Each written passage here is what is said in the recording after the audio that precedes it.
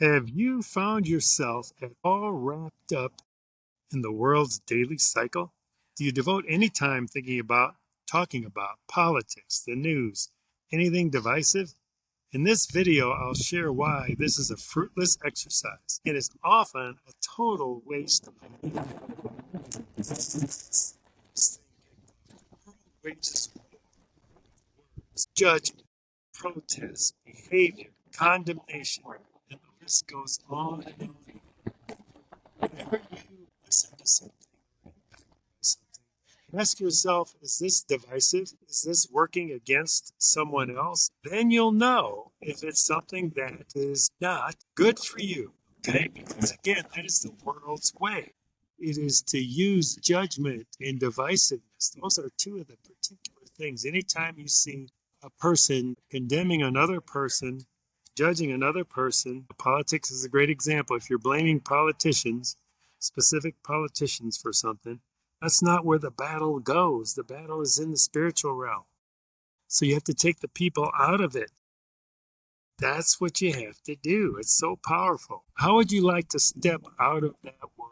If you're caught in that world, the news cycle, and all these things, and you're fretting about the future, and oh my goodness, what's going to happen next, and all those things. Well, this is how you can combat it. The weapons those of us who follow Jesus use are not weapons of the world. So just think about that. The weapons we use are not weapons of the world. And if you realize that, how powerful it becomes. You don't have to worry about using the weapons of this world and trying to live in the world. Because the more you live in the world, it's almost like you're not a citizen of this world. You're living here, but this isn't where your home is. Your home is in a different place. And see, these weapons that we have the power, the divine power, to demolish strongholds that are happening in your life.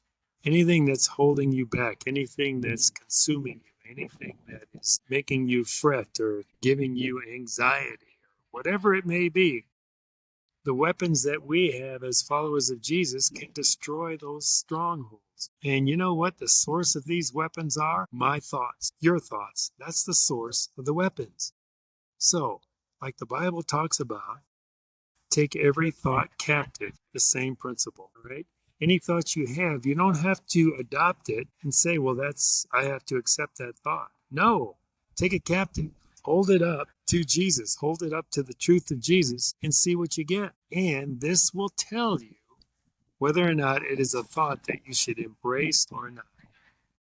And seriously, many of the thoughts you and I have are not thoughts that we should embrace because they're coming from the enemy. And again, the more you're practiced in this, the better you're going to get. If you have a thought, don't automatically just say, well, that's it.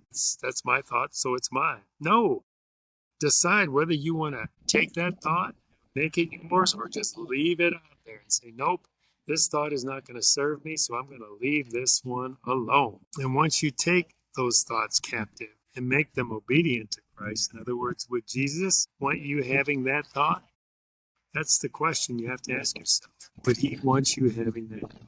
And if your conclusion is, well, no, that's the beautiful thing. Because once you understand that peace, everything changes. Everything changes, and that's a beautiful place to be. And another way to understand this whole dynamic is be aware of those that commend themselves. Okay, you want to be super aware of anyone that commends themselves because they're looking for their reward here on earth in this world. It's not about me. It's not Jesus. Most of my life. So I figured out everything changed for me, and everything can change for you. Start paying attention to these things. That's what power is. Witnessing specifically what Jesus looks like obedience. That's how you know is by reading about what Jesus taught. That's the will of God. Jesus came to do the work of God. He came to fulfill the Old Testament stuff.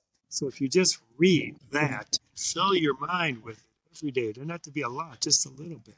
Over time, you're going to start to change those thoughts. The enemy won't be able to sneak in any of those thoughts that oftentimes he wants to sneak in. So subscribe with the notification bell to receive regular updates. If you found this video helpful, hit that like button to see more like this. And comment down below. This can be with questions or answers to a question you ask. And we'll see you next time on this amazing journey from isolation to community, where the next step beyond is freedom.